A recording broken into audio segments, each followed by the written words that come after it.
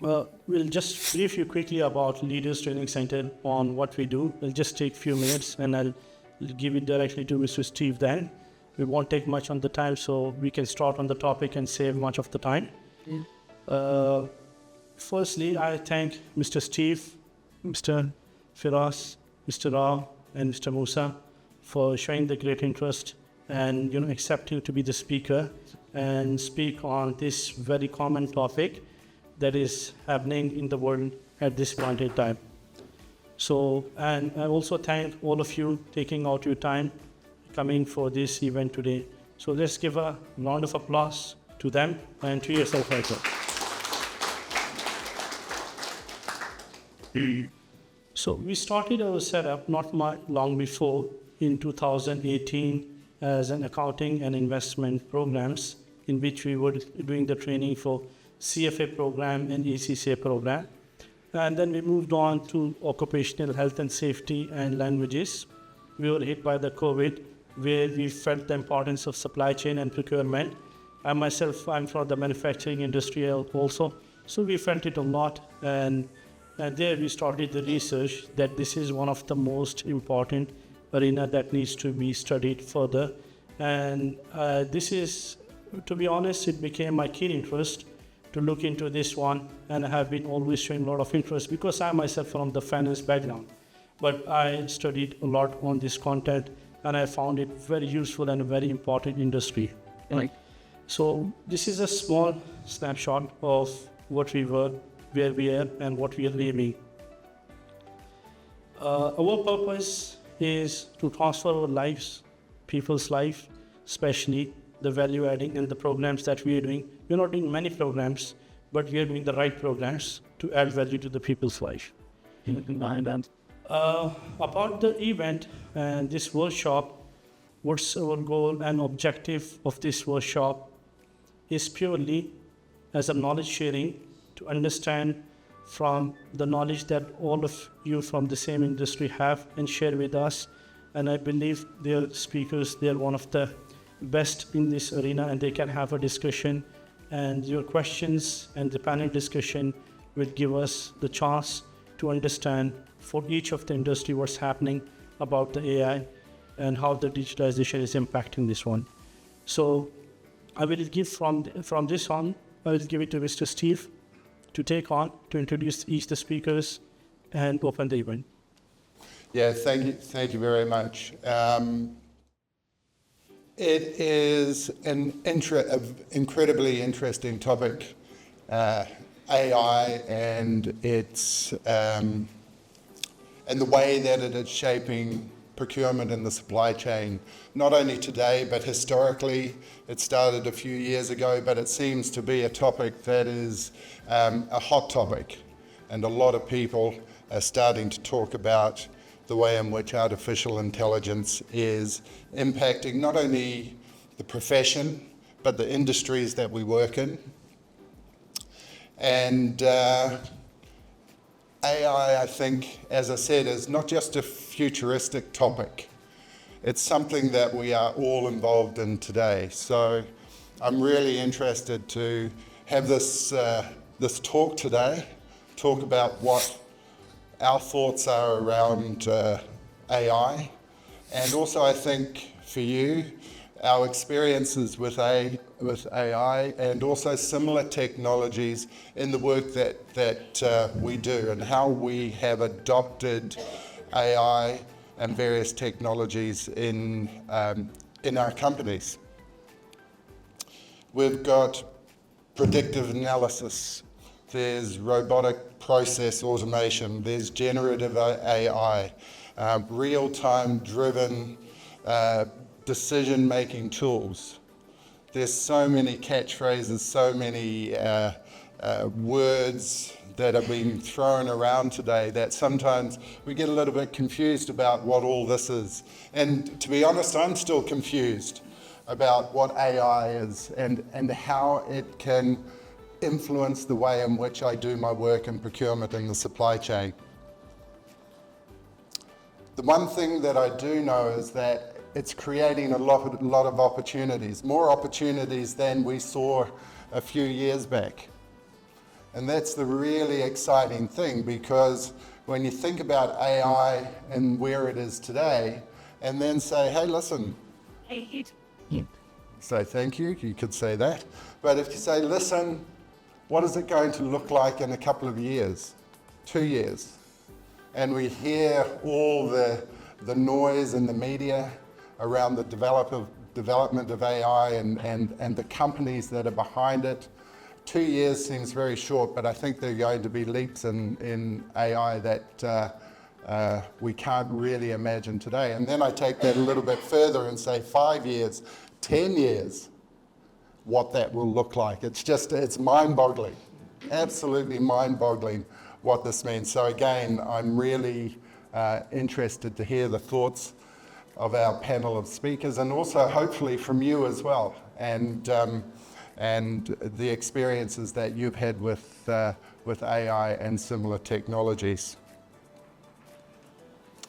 I read a stat the other day, and it said that by 2029, 80% of human decisions will be augmented by AI, that there will be an influence around those decisions that we are all making. 80%, that's quite a big number. And it throws out some questions, and there'll be questions that we'll be talking about this evening. This is, questions around whether or not humans are still going to be needed in the work that we do. And there are a lot of discussions, pros and cons, about where AI is taking us. So again, really happy to consider those. You would have heard of Gartner. They do a lot of work assessing various technologies globally. And Gartner is saying in one of their studies that already today, 60% of procurement leaders are considering AI in their workplace and how it's going to enable the work that they do. So already, and I would say with very little understanding of what AI is and how it contributes at the top levels of our business, people are already making decisions around the strategy and the role and the path that AI is going to take.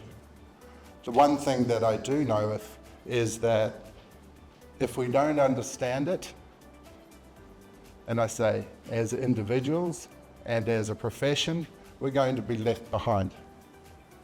So hopefully tonight will give us a few answers, throw up a whole bunch of questions that we take back in our day-to-day lives and workplace, and start to have that conversation in our workplace around how AI is going to benefit and enable the things that we do. But as we know, with these new technologies, and we've experienced them since the internet was developed, with these new technologies, there come some challenges. And tonight we're going to talk about some of those challenges and discuss those as well. AI is not a silver bullet. It's not the answer to all the challenges that we have in procurement and the supply chain. Although many people are going, oh great, AI, it can do this, this, this, and this. It's going to make our lives easier. I think it'll, in some respects, it will make it a little bit easier, and we'll talk about some of those reasons. But also, I think it's going to make our lives very challenging as we, again, try to understand how we use AI, or more importantly, how we try to understand the challenges and issues and problems within procurement that AI needs to solve. It's all very well having AI, but we need to clearly understand what it is we're doing and how it can help us. That's the first question we need to answer, I think. So, but today we've got some very smart people who are who are going to help us just travel through this discussion. And I think just looking out at the interest that this topic has given, there are some very smart people out here as well who can help with this discussion. So today, should I? Oh, you can, do you want to just move through, I think? Yep. You know, typically as the person who's supposed to facilitate the discussion, I'm going to go off the presentation. But today we're going to talk about 4 key things. AI transformation in procurement and the supply chain. And basically, we're going to be talking about how AI is changing the way we operate. Good. And just take a look at what it's like operationally and internally. AI in itself is an innovation, but we're going to talk about innovation and trends, the latest AI-driven advancements that we should be aware of. And again, there is a lot of noise about AI and the tools that are available. So really interested to talk through that topic. The third theme we're going to talk about is AI and how it can make our lives more efficient and also resilient.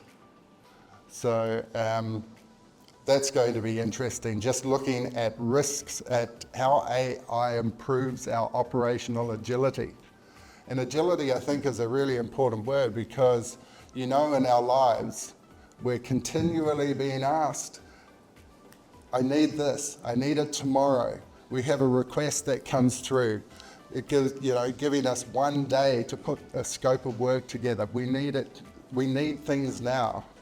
And certainly as humans, we struggle to do things quickly because we have a limit and a capability, particularly in an environment that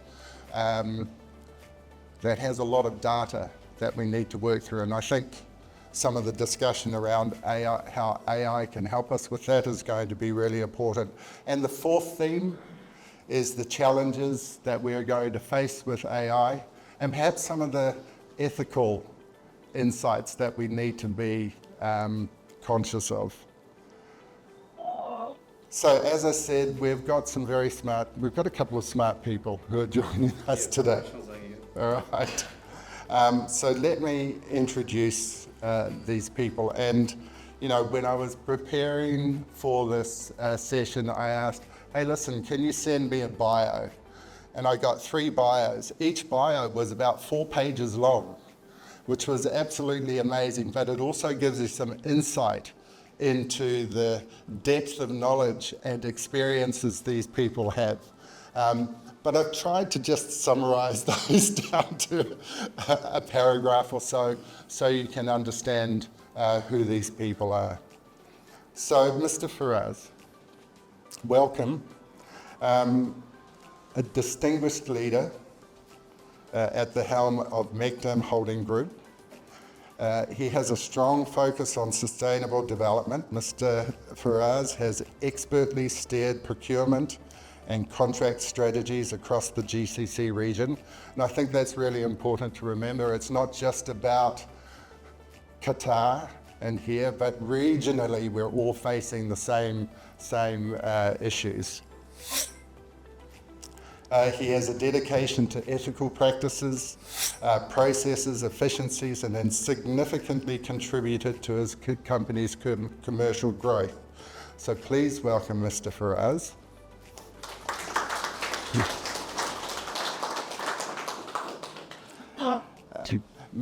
Dr. Rao.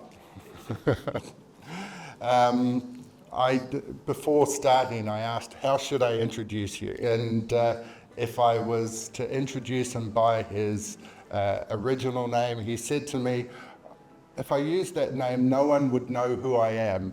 So Dr. Rao, welcome. A seasoned expert with over 25 years of experience in procurement and the supply chain management. As the head of the Centre of Excellence, Dr. Rao has driven significant cost savings, exceeding $50 million which is, from a procurement point of view, it's part of the work that we need to be doing, is delivering value in terms of cost savings into those businesses. So significant contribution, not only here, but globally. He has been able to do this. His expertise spans risk management, process automation, inventory optimization. He's consistently enhancing operational efficiency and bottom line performance. His leadership in the region is particularly respected. He's been able to leverage KPIs, dashboards, provided organizations with real-time visibility, actionable insights, which in the end enables a level of strategic thinking. And I think ultimately, this was a question which I first started when I first started in procurement was, okay, I'm doing some great work, but how can I strategically influence my business? And I think you've managed to get there, so congratulations. You've got that seat at the board table, which we're all looking for, so well done. So please join me in welcoming Dr. Rao. And finally, Mr. Moosa, I hope you've calmed down after that stressful journey into the Learning Centre today. Like a lot of us, the traffic wasn't too flash. So, but welcome. Good to see you again. Mr. Moosa is an ICT executive with over 22 years of experience in telecommunications and technology procurement across Africa, Europe, and the Middle East. Mr. Moosa has held various procurement leadership roles in groups like Vodafone, Vion, and Ooredoo, where he led digital transformation programs, source-to-pay enablement, amongst many other things. His extensive experience includes managing high-value commercial projects and leading technology procurement teams. Mr. Moosa specializes in digital transformation, technology procurement, and strategic sourcing. So ideal for the topic today. So welcome and thank you. So please welcome. As for me, my name is Stephen Mackenzie. You may pick from the accent that I am not Australian, but I'm a New Zealander. I've only been working in Qatar for the last 4 months. Prior to that, I was in Abu Dhabi for 3.5 years. Before that, Australia. Before that, New Zealand. And I've also worked in the US and in the United Kingdom. I'm not a procurement guy. Procurement found me very late in my career. In fact, I've only been in procurement for a little on 12 years. Prior to that, heavily involved in business operations, which is a really interesting place to come from. Because I think in business, one of the challenges procurement has is connecting with the operational and financial side. Well, not so much the finance side, but the operational side of the business. There always seems to be a bit of a gap. And that's what got me into procurement, because I saw some real challenges in terms of trying to find out how we can improve procurement's value to a business, and trying to get the operational side of the business to understand what procurement was and how that value can be implemented was one of the challenges that excited me about taking a turn onto the dark side of the business, the dark arts of procurement. So I'm really happy to be here. It is my job to drive the conversation today. So let's see how that goes. We've had some discussions over the past week or so as to where we go. We have an agenda. I think the guys at the training centre were really keen to follow some, strict steps, and I'll try to respect that, but you may find us going off in a weird direction, but I think that'll be okay. I do encourage some thoughts, questions from the floor. So if anyone has any questions, what I'll do is sort of at the end of each session invite you, so store them up.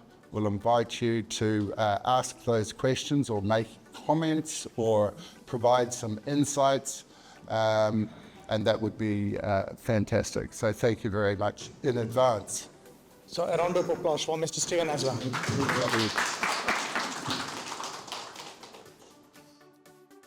So let's dive in. We've got, how long have we got? 2 hours. All right. And I'd like to start with a broad question to the panel. And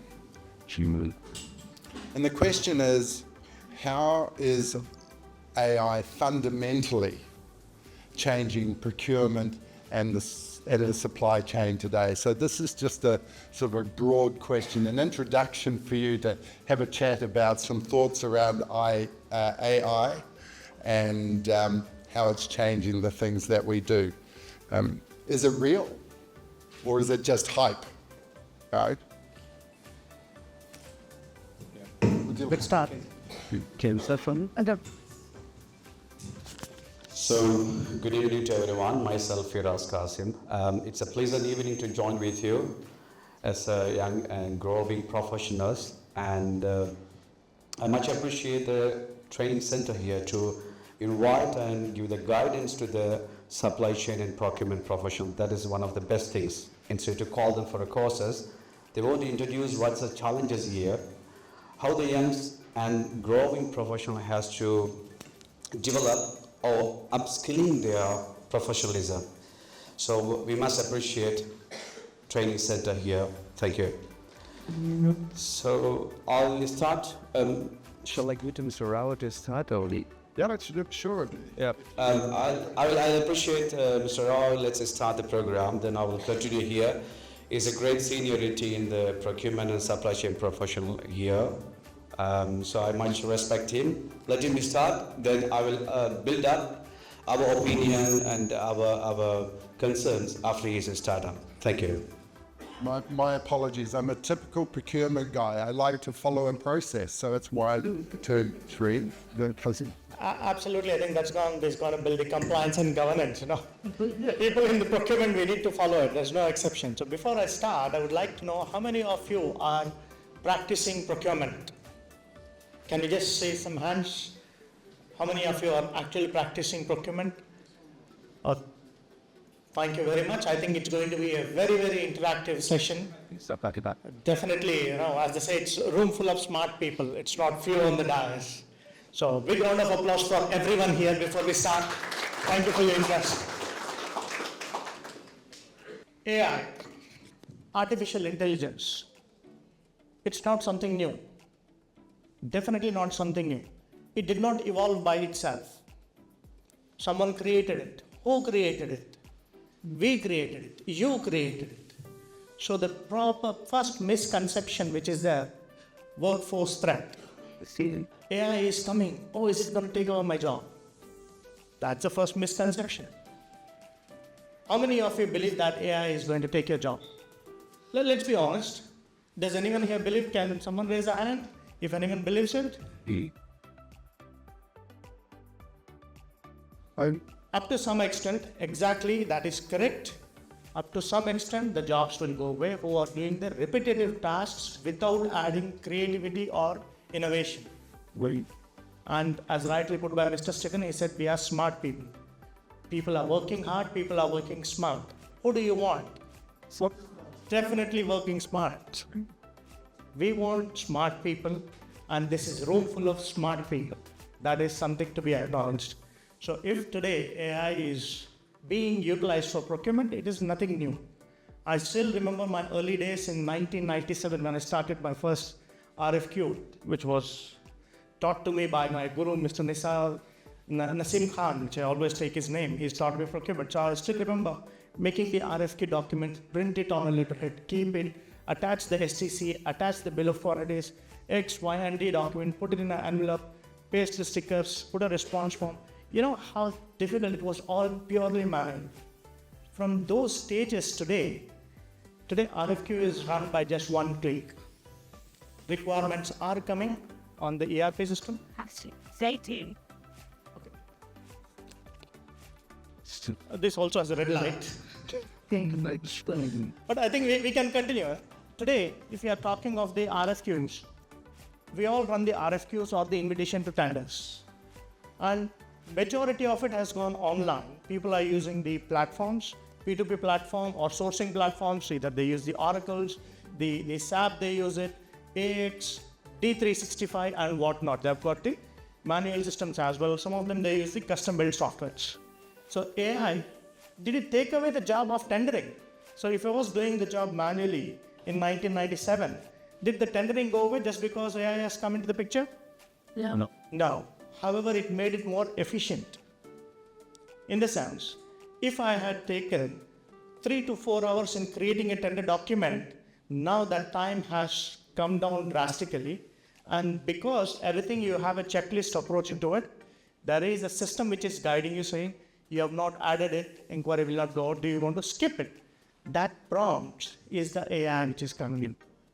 And then next people would say, Gen AI is coming, Gen AI. So what is Gen AI? It is nothing but you are feeding the information to help you actually how you release it.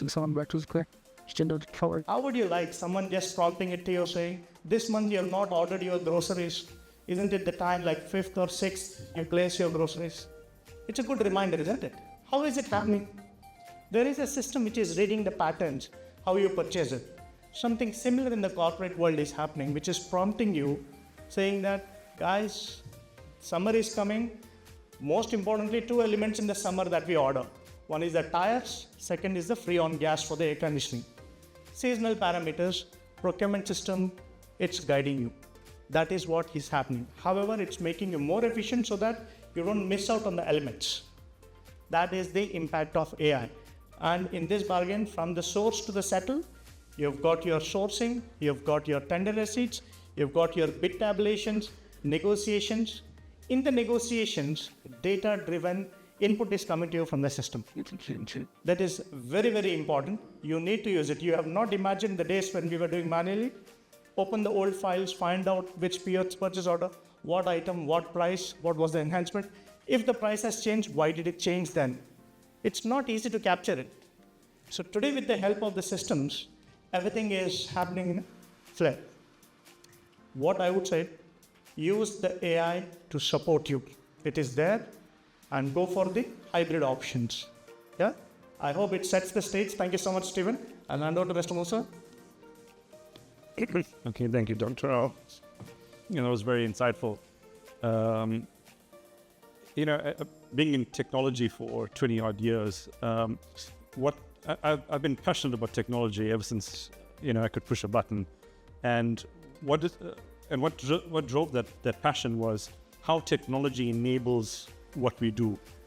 From the first time I used MS-DOS, which is way back then Windows came in, and like how you could organize everything. Then there's word processing, etc. And then Dr. Rao gave fantastic examples of how technology was leveraged to evolve the manual way of doing the speed at which, the velocity at which technology is evolved, especially with VR. In fact, Gen AI now, it's starting to become almost like something that's like a fad almost. And now there's the agentic AI, and just as the last week, I've watched one or two webinars about that. It's frightening at the pace at which it's evolving. And what I want to highlight more importantly is that, and what Dr. said is that he asked that very critical question, how if you believe that it's creatively based, and I don't think that's going to happen anytime soon. Because ultimately, is the people that are practicing procurement and supply chain management, you have the knowledge about the source to contract process. You have the knowledge about the procure to pay process. You understand how the governance is set up. Procurement, or we can call strategic procurement, SAP, whatever software. I don't want to promote the softwares here. Then if you see the 2010, we are talking about digitalization. Digitalization is totally different. From manual, we are coming to digitization. Digitization is just taking the photocopy and feeding or attach it. I'm sorry, my voice is making more, or is it okay? This one. All right, sorry. So it's becoming digitization. Then digitization is transforming to digitalization. No one is losing the job. Job is increasing. Now digitalization is becoming e-procurement. So AI going to integrate with your current exercise and keep you as a smart procurement professional. If anyone say no, there's a chance for losing the job, sorry, he misunderstood.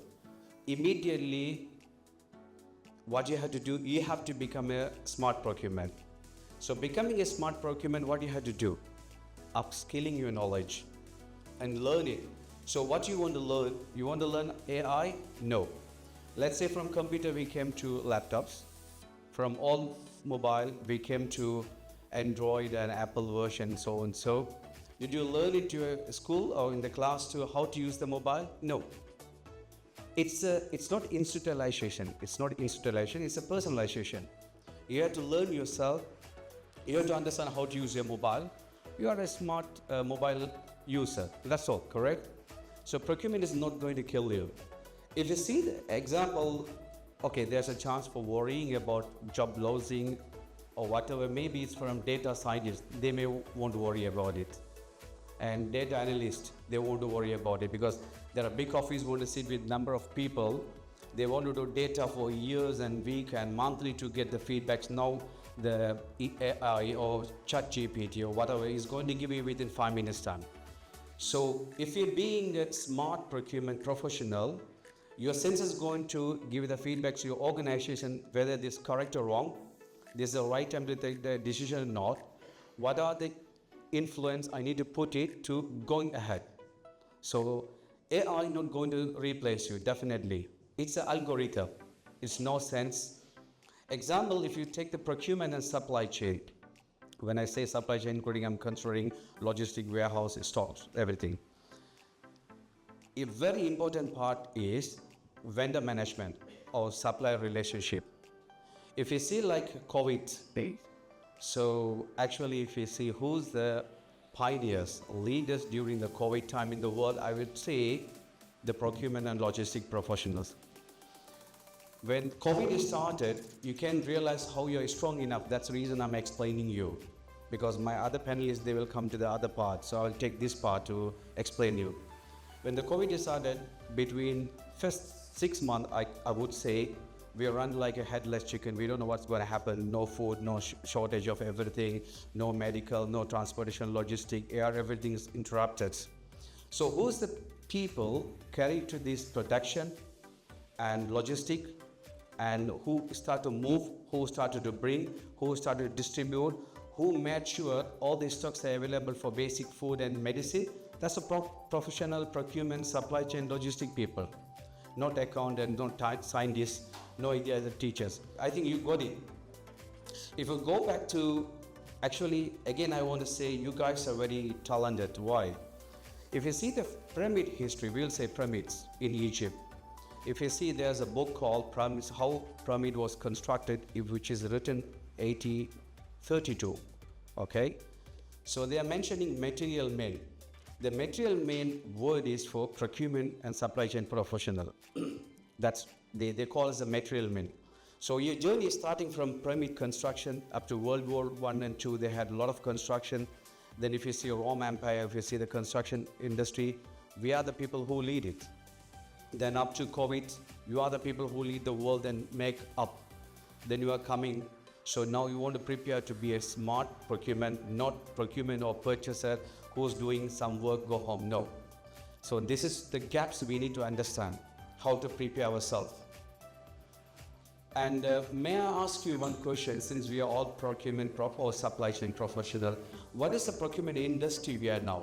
You have an iPhone with 13 version, Samsung with some version. What is the procurement version now? What is the industry of procurement now? High quality that gentleman is correct. We are in 4.0. So we started from 90. Now we are in 2024. We are in 4.2 industry of procurement.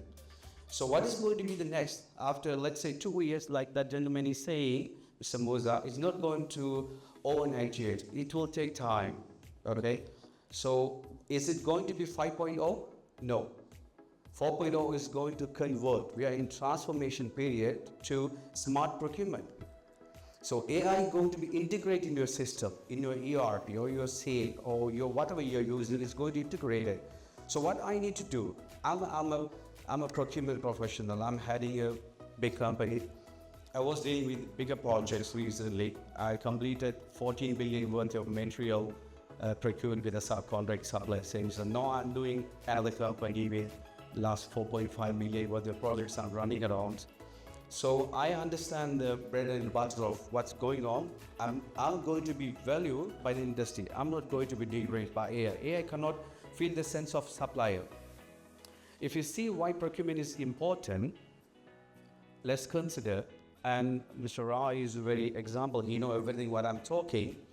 And before 2000, let's consider, all the industry was handing the supplier as a doormat.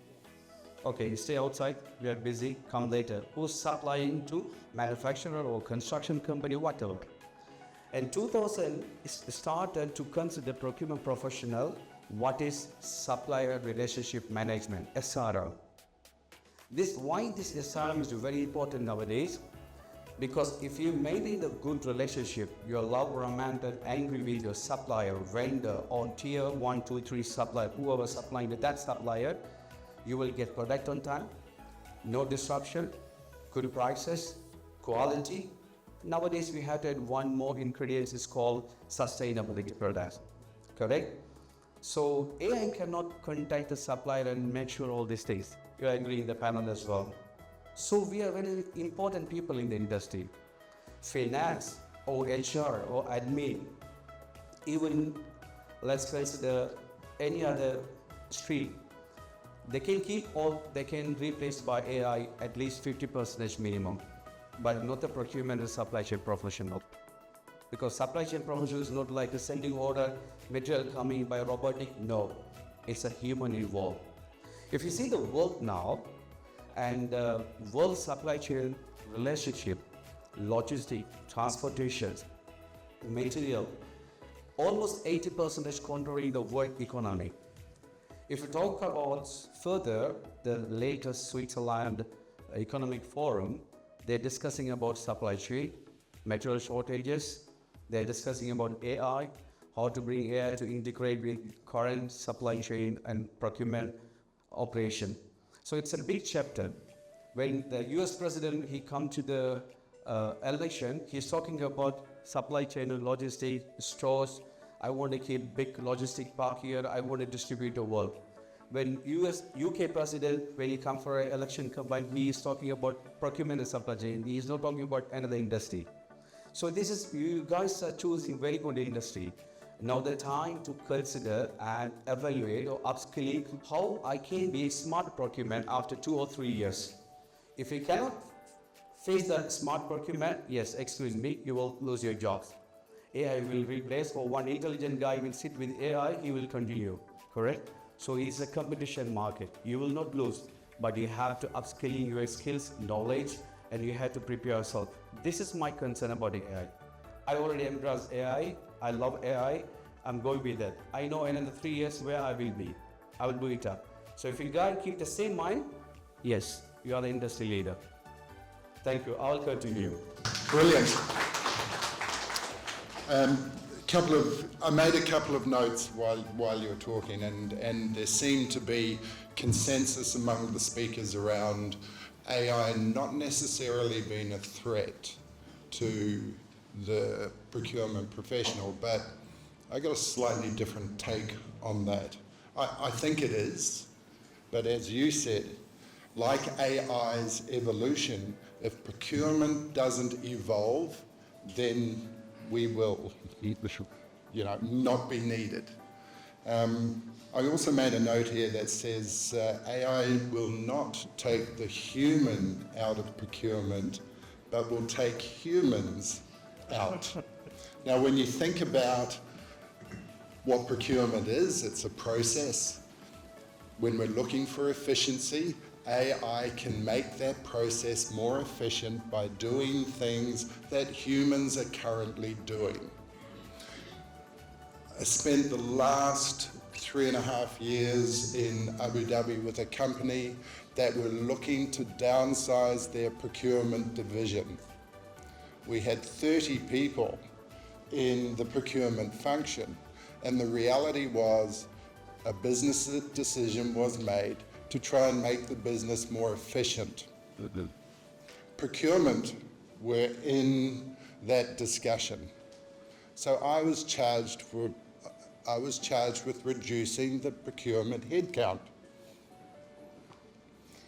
And the way I did that was by introducing technology, particularly AI-driven technology, that would replicate process within an already operating ERP system and effectively replaced people. Those people, by the way, didn't leave the company. But like you said, we evolved them into other areas that would generate more value. And supplier relationship management was one of those areas, spending more time with the people who are on our behalf doing some very interesting things in the company. We are going to consider the life cycle cost of that generator of A brand, I don't want to say the brand, B brand, C brand. So your AI is going to give you the feedbacks about this company existing, not existing, they had issue, or they are going to sell their part to another company. There are so many analyzed, deep analyzed, the large data is analyzing by the AI is giving the feedbacks.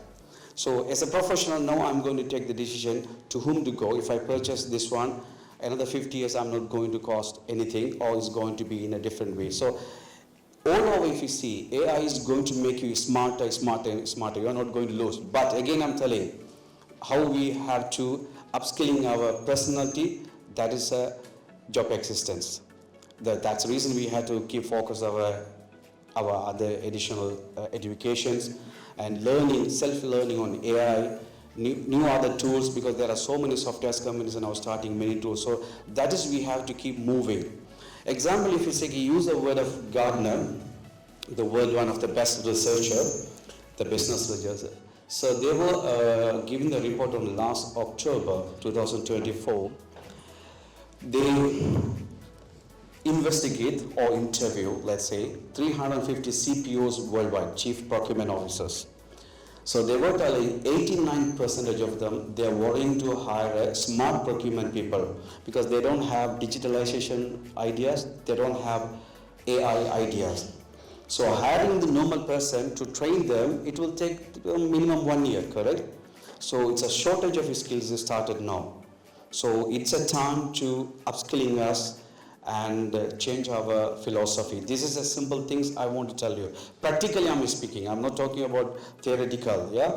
So this is a case. Keep it in mind, this is what we need to do. Thank you. Maybe I can also try and add to this discussion. For the last 2-3 years, you could say, I've been following an event, a global event based in Amsterdam called DPW. So DPW stands for Digital Procurement World, and it's grown exponentially year on year. And the main focus of this event is actually to invite entrepreneurs who are startups of digital procurement technology. Anything from ESG to e-sourcing to supplier risk management, you name it. Every facet, every domain of procurement you can think of, there is a tech startup that has come up with a piece of software that is obviously incorporating all the disruptive and digital technologies that we see today, including AI. Most of it is AI, and they showcase what they have and how it can add value to organizations, big, small, no matter what your size is, no matter what your maturity level is, etc. And I just want to highlight that you can actually attend this event. It's based in Amsterdam. It does cost money to go there and to attend it, but they do have a online, you can register for free to attend it online. And it's a 2-day event, and I highly recommend that anybody who's interested in AI, especially in digital procurement, and just literally the vast end-to-end nature of AI in procurement, this is the event annually. And and what they do is they have like a competition during the 2 days to highlight who has the best startup digital procurement solution and how it adds value, and they give them a prize. They give them more seed money so they can expand their solutions, etc. But coming back closer to home in terms of implementing these type of solutions, the last project I did was obviously implementing a cloud-based enterprise system with all the bells and whistles, etc. And there's so much there's so much of possibilities. There's so much of functionality and that it takes quite a bit of time even just to evaluate all of it. That actual tender took me a year to complete. It's across 8 different countries, but it was quite significant. But one of the things that I wanted to highlight is that as much as AI presents a lot of opportunities and potential, but you have to take into consideration what is your current state of your maturity within your organization. Because as much as you're gonna look at a piece of technology, a piece of AI, and say this is gonna solve all my problems, but then if you try and match that to your current situation in your organization, and you realize that there's a massive gap between where you currently are versus what is the expectation from that AI, it's gonna fail. So one of the things that I tried to do is to try and do a maturity assessment. Understand what is the status of your processes, of the people skills, of the existing systems. Data governance is a key point. Carbon in, carbon out cannot be emphasized enough.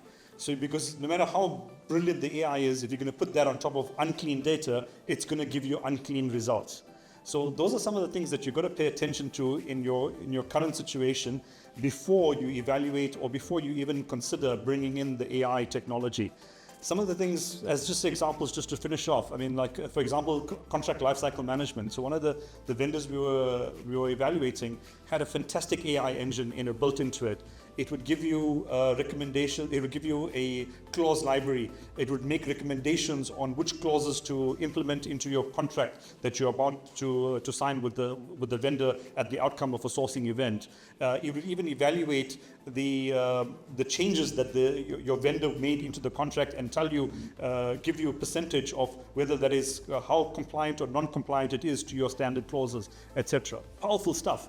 But if your legal or your contract management department has not standardized or has not looked at the maturity of your contracts and the standardization of those contracts, that tool is not going to help you to actually solve that problem.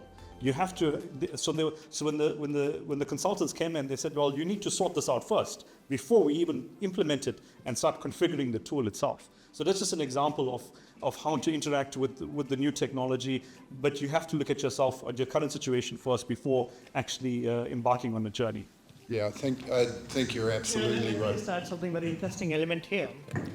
A typical complaint which we receive from the practicing professional says the system is not sufficient. So I'm just giving examples. I'm not trying to promote Oracle or SAP or anything. Somebody is using Oracle and then they say, no, Oracle is not good. Maybe we should move to SAP or from SAP to somebody else. But irrespective of which industry you're using, these are like a Ferrari and Lamborghini and other vehicles. All these are fast cars. But the point is, who is driving the car? And where is it driving? PPT, when they say it's not PowerPoint anymore, it is people, process, technology. Today we are talking about the technology.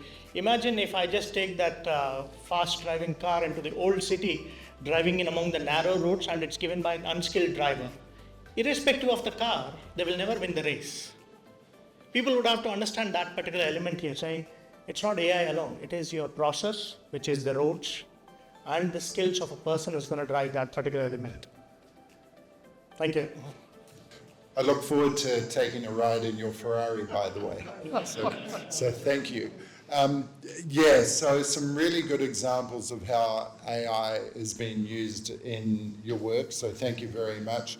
I think one of the sort of tracks you were heading down was in terms of, before even considering AI or technology in your business, you really have to understand what the problem is that you're trying to solve with some of these technologies.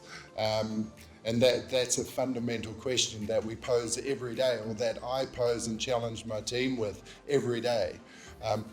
What are the problems that we're trying to solve? And how can we do that? And as a part of that question, AI and technology comes up.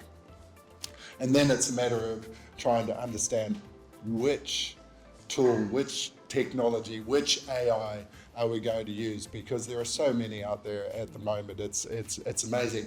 I have a quick question, a quick poll for everybody. How many people use AI, whether it's ChatGPT, whatever, DeepSeek I think is the flavor of the month at the moment, in their day-to-day work? 30. Wash. Do the canvas. How many people's companies allow you to formally use AI in your day-to-day work? Really interesting. So this is a really interesting poll. Yeah, I know. So there is a willingness from procurement people to adopt AI, but within your business, we clearly saw that there isn't this willingness. There are a few hesitations in terms of how far we can go. Yeah, correct. And there are some valid reasons for that, and we'll get into that a little bit later on in the session, maybe after the break, which I think we're scheduled to take very soon. But really interesting, this disconnect, and you started talking about the gap there, and I think we saw it in that poll. So did you have no?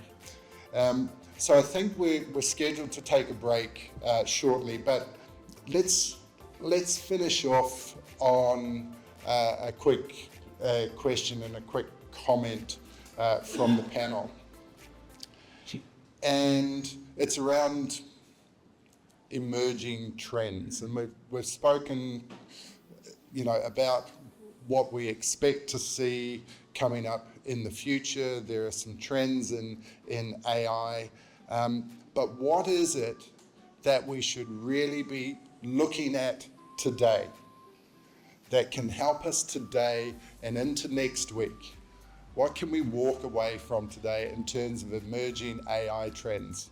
And as a starter for 10, I look at ChatGPT and how this can be used in our day-to-day procurement lives.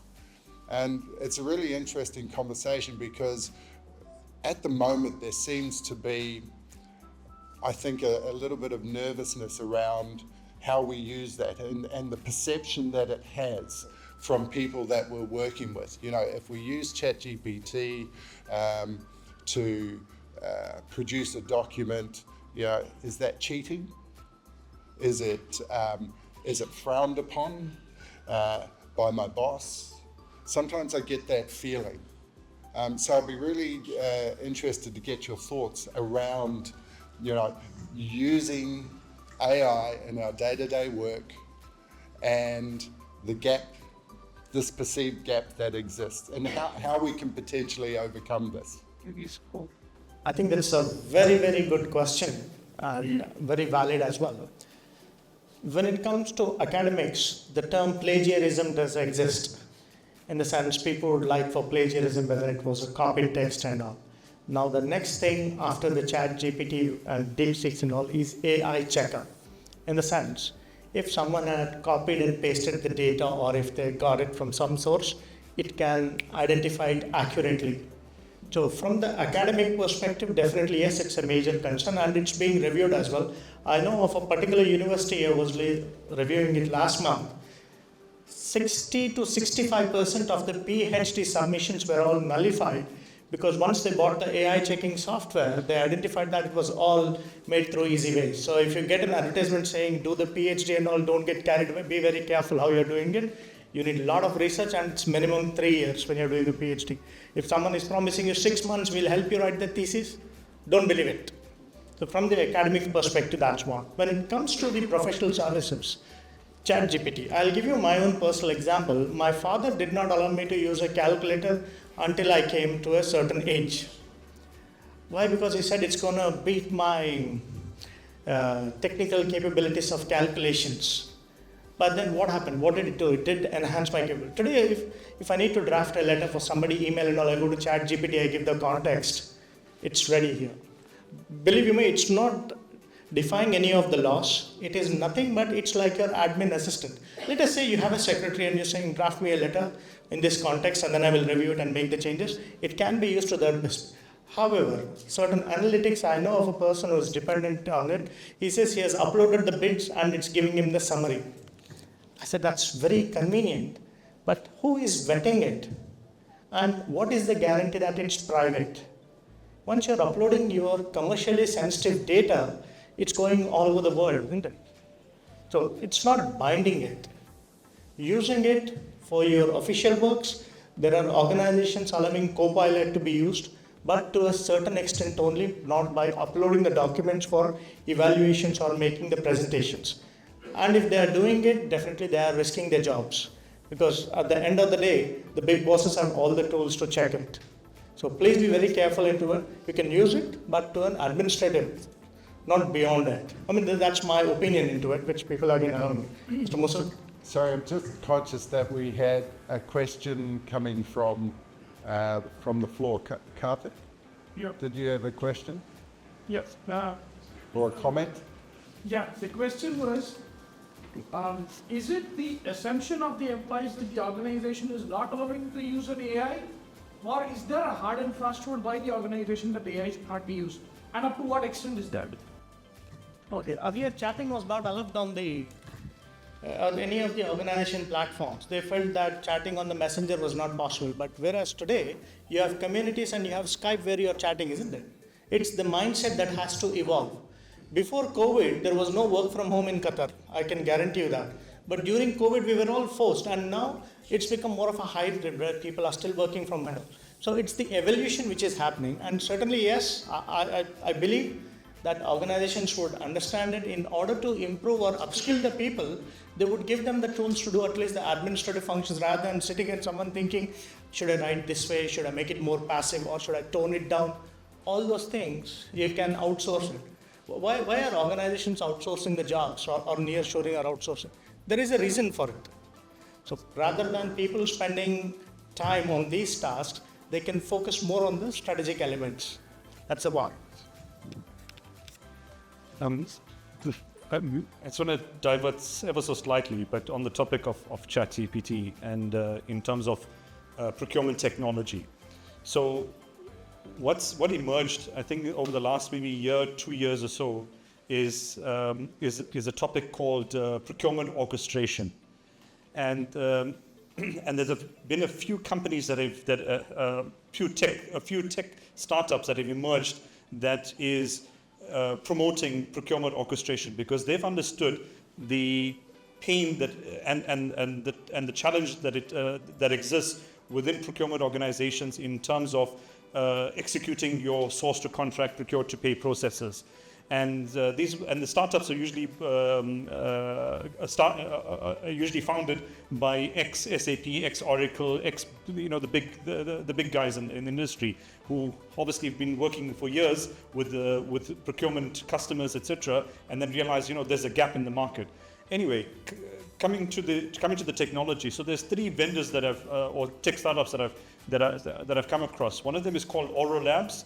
The other one is called Zip. And the third one is ServiceNow. And I'm mentioning these 3 because in a Gartner, I think it's Gartner or Forrester Wave evaluation of procurement orchestration technologies, these are the three leaders that are there. There are quite a few others, but not as advanced as these three particular vendors. And I welcome you to go and Google them, have a look at their website. You can even, I've actually asked one of them for a demo, which they were very kind enough to do. So what procurement orchestration does, it's a piece of software that incorporates ChatGPT-like interface, and it sits on top of your enterprise system, on top of your whatever ERP or ESS system that you currently have that does your PR to PO, sourcing, contract management, everything. It sits on top of it, it integrates, they configure the rules, especially your processes, etc. And what it's meant to do, what the interface actually looks like, is just a ChatGPT prompt. So if somebody is looking for, like, I want to buy a laptop, a personal assistant in the marketing department or HR says, you know what, I need to buy 10 laptops, for example. They would just go in the ChatGPT prompt says, I would like to buy 10 laptops. Once they hit enter, the orchestration software then kicks in. It will kick in the process of, do you have a PR? No. So, okay, let me start the PR approval process. And then it'll give you real-time updates in terms of, okay, who's the person that has to approve the PR? Where does it go to next? Then from there it comes to procurement, etc., etc. So then it follows the entire end-to-end source to contract and procure to pay process. So that is the nature or a brief understanding of what procurement orchestration is about, and it's something that's gaining a lot of traction globally, especially with big companies that have high volume of spend, high tactical spend, etc. Obviously, it's not going to replace strategic sourcing. There's other software for that, but it's just something to think about in the space of leveraging ChatGPT-like interfaces to actually get your job done. Yeah, Karthik, just to also touch on your question as well, I think one of the biggest things that businesses are struggling with when it comes to AI is data security. The reality, as you said, is that as soon as you release information into the AI, I don't even know what you call it, into the AI cyberspace, it becomes everybody's information. And that information is then used in terms of other ChatGPT prompts or questions or the like. So, I think there is a nervousness around that information, where it goes and how it's kept, and naturally businesses rely on their data being part of their IP. So they're going to protect that as much as they can.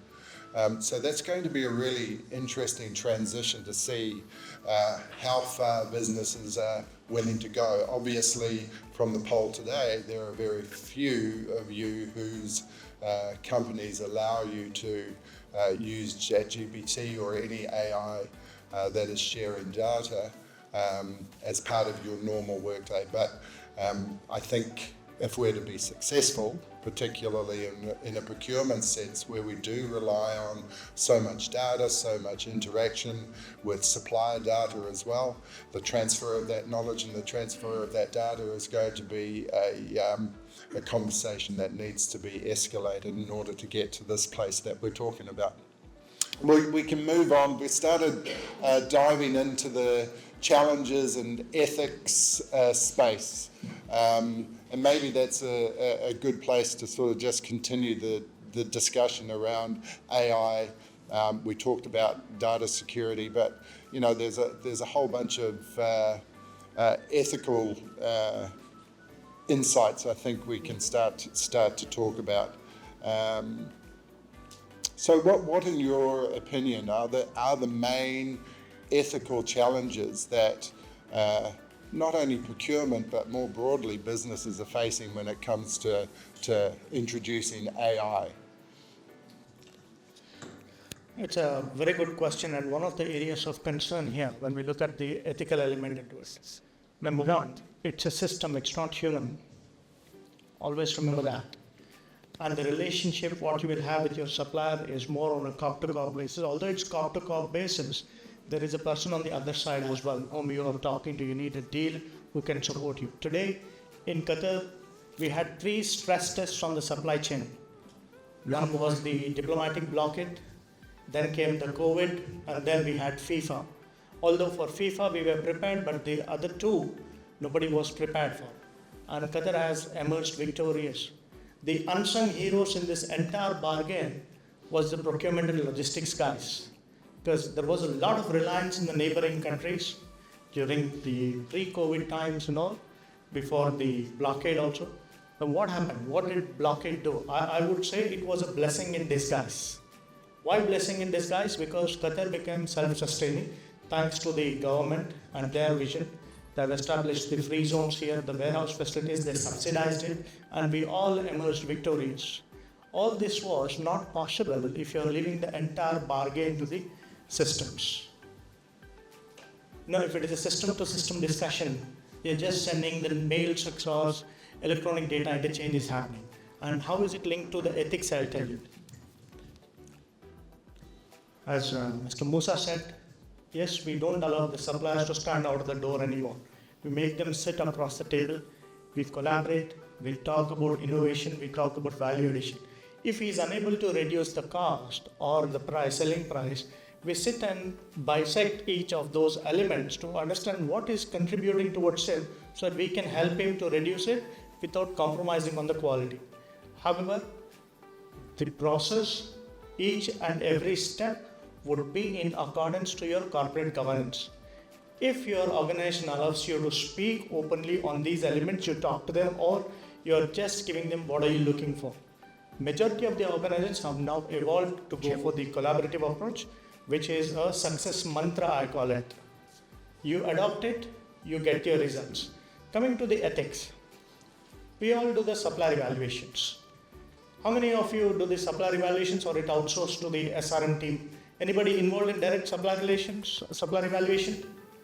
Okay, normally I would recommend a Carter's 10C model, which is by Dr. Ray Carter. We use those 10 elements to identify and profile a supplier. If a system is doing it and it has not been trained properly, it leaves out so many elements. Unilever company uses 300 parameters just to ensure that it assesses the risks appropriately. Documented, available on the internet. You can check for references. How is it happening? The ethics and the requirements have been fed into the system, and there is somebody who is auditing it also. Let us say you're just auditing the system and there is something called single woman-owned business. Certain percentage has to go for it. You worked in the US, you know the next code, how it works out. You know, different reservations are there where it has to be split. Even in Qatar, we have SME programs which are run by Qatar Development Bank and Ministry of Commerce and Industry. There is certain element which should work. If the information is not fed into the system, it's going to miss out those parts. That is one element you need to be careful. Second element is, if you have tightened it, putting all the controls in place and going with the checklist approach, it is going to prompt you saying that in this element of sustainability, X supplier may be having issues in the future. Y supplier may be having in the finance in the future. Why? Because it will also assess their financial health. They will see whether their financial check healthy or not. Normally, I've done using the Dun & Bradstreet. And then there are other companies like, I'm not trying to promote anyone, I'm just giving you examples, saying how do we check it. There is SGS also which is doing it. They'll go and check physically if the company is existing or not. That's an added advantage for us. When you're doing through the system, you need to ensure that it is customized to the T so that it gives you the right information, because you are taking a decision or you are empowering the system to take a decision. Ethically, you need to be very, very careful how you are customizing the system. That's from my side. Yes. Yep. Thank you. Continuously, I think from my points, I want to rebuild a little bit more about e-procurement and artificial intelligence uses.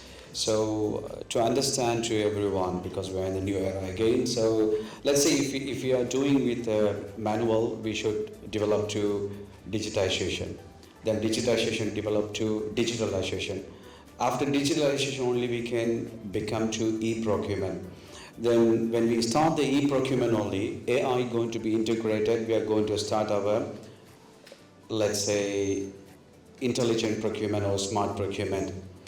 But here, one point I want to emphasize, should we want to have IQ or should we want to have social intelligence? There's one important point here. So if you think like we need to develop our IQ, we need to memorize, we need to do the calculation, and we want to show the smartness, it's good, that's individual is fine. The world is changed now. Procurement landscape or supply chain landscape completely changed. So now we have to be with more social intelligence. Don't think to remember everything or keep data in your brain and waste your time. So you have to change. Your transformation come from IQ, not IQ, but to social intelligence. When you get the social intelligence knowledge only, the basic ideas and develop only, you can be a proper procurement resilience person. That resilience will guide you to be a smart procurement, again I'm telling. That resilience going to change you to be agile in your procurement and supply chain process. So resilience and your agile is a very important two eyes in procurement and supply chain nowadays. I think maybe I can add on from a technology point of view. So what I've uncovered is that there are some companies out there, tech startups, that provide real-time data on vendors and supply chain globally. And what that means is that they've developed a piece of software, an API adapter of sorts, that connects into an existing ERP or ESS. Obviously, the more modern, the better, like your SAP S/4HANA or Ariba or Oracle Cloud Fusion, or etc. Whoever's got an up-to-date cloud-based solution, you basically purchase the license for this adapter. It comes in, but what the power of this is that the company will provide real-time data of suppliers on a list of thousands of suppliers globally. And they have predetermined parameters, as Dr. Rao has highlighted, or you can customize them and say, this is what I want to evaluate. If you've got 10 criteria by which you are evaluating the risk of a supplier as part of your sourcing process, then you can configure that. So that when you, as a sourcing professional, start a sourcing event, you can then, it will tell you that, okay, this supplier has a certain percentage of risk rating. Then you can then drill down into, okay, where is the supplier risky for us? It might be on their logistics, it might be on or it might have picked up that their share price is tanking because there was some sort of fraud or corruption or whatever it might be, just examples. There are technologies out there that actually give you this information if you're interested. It's just a matter of actually just having a look and searching what's out there. But it does exist. These adapters, I think, exist for things like ESG, supplier risk management, etc. I just wanted to share that with you. No, you've all touched on a really interesting point, because it was mentioned earlier that AI and technology tools are just, they're programs, right? They're algorithms that look at data, which is probably a good place to talk about, is the data itself, as opposed to the tool that's pulling it. Can we trust the information that is being given to us by AI tools and other technology tools, given that there is always a question mark around data and its integrity? Now, I even look within my business. We've spent the last couple of months looking at our data, basic setup of items within a catalogue. There are duplications, there's mistakes in spelling, mistakes in price, simple things like that. Now take a very small example and multiply that by millions and billions. Is the information that we're getting trustworthy? It's one of the main issues we start with is MDM, called Master Data Management. I'll give a very simple example. You have a ball pen. Let's assume this is a stock item. How many combinations can it appear on your item master list? at least 10. Someone would write it as ball pen blue, blue ball pen blue, Reynolds blue, what not. If you're running your reports against them, you will get erroneous data. Can you trust your decision based on that erroneous data? Answer is no. What do we do at that time? You need to look at the materiality of that data, what item we are looking, because each of us, we have thousands of SKs to manage. When I say SKs, I'm sure you all are aware. And imagine if you're in a technical team and all, if you're taking a Dodge engine or a Perkins engine, the possible combinations will end up into millions and billions. So one of the elements we look at is data management. And as I pointed earlier, it's GIGO. Garbage in is garbage out. So it becomes very, very essential, saying that how are we fixing those parameters? Large organizations spend a lot of information and then they develop a proper nomenclature for each of the item code to be prepared. Once your nomenclature is clear, then you may trust data to certain level. Nobody is 100% perfect and still there is room for error. Also, another important part here which I would like to specify, using the AI, it is reading your historical data. If you have committed some errors in the past, there is a risk that it is just throwing up the same. So you need to be very, very careful how you use that particular data, because it's all assigned to you when you are making a recommendation on certain suppliers. We don't want to be unfair or biased, saying that yes, some suppliers were used and because the scale was high, system can do it. So that is the reason you need to customize your parameters accordingly. Customize parameters accordingly and be sure that you feed in the quality data into it. And if you encounter any issues, you can do random checks and spend time to fix it. Fix it, not on the stationery because that's a C-class item, but definitely your strategic and leverage items. I'm sure all of you use the Kriljik matrix. When we do a Kriljik matrix, we map the suppliers according to the spend and the criticality into it. So the top right and the leverage items are two areas you need to look at. Bottleneck and non-critical is something you can work on, you can build on it. Thank you. Yeah, I think I had a horror story just based on that. About a year ago, I was doing a spend analytics report, and somebody had miscategorized iPhones, which runs into the millions of dollars, under radio network equipment. And it completely threw out the entire spend analytics report, because now you have this huge sum of spend sitting in the wrong category. And that's just a classic example of how it's such a sensitive topic, this the data. And there's a few things I wanted to mention. That's one of them, is how is this data being captured? What controls are in place to ensure that the description, the taxonomy that needs to be associated with that particular inventory item, etc., is captured correctly? So those are processes and controls that need to be actually evaluated before you implement a new technology or a new system, even if you're doing especially if you're doing a digital transformation project. The other thing that's also important, or that I found to be challenging, is are the different systems integrated? Is your finance system talking to your procurement system, which is talking to any other system that's part of your supply value chain, or your procurement value chain for that matter? So that's another critical important, because if you have a standalone source to contract or a procure to pay, and it's standalone and the systems don't talk to each other, imagine trying to do a report, to do spend analytics, to do category management, to do contract management reports, etc.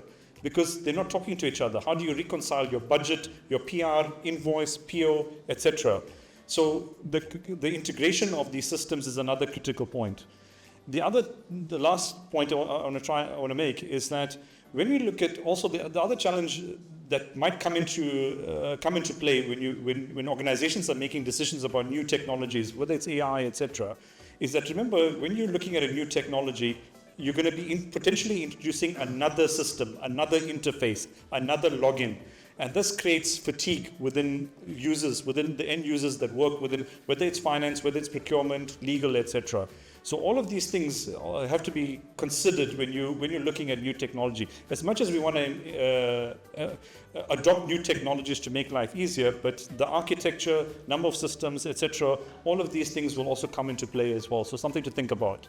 But those are just a few things that I wanted to highlight from experience. So here's a quick question. Can AI fix our data integrity problems?